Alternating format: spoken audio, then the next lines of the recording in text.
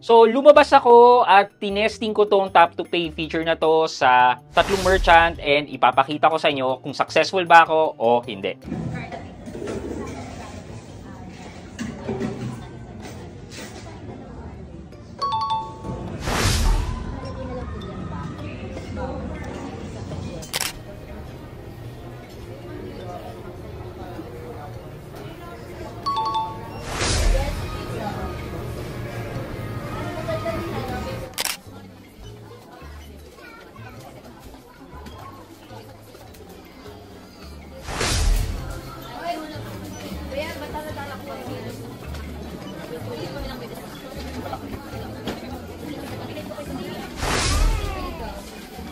Tap to pay.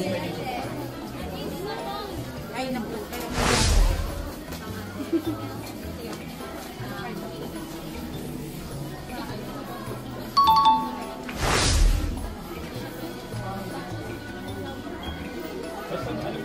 Basta may ano siya.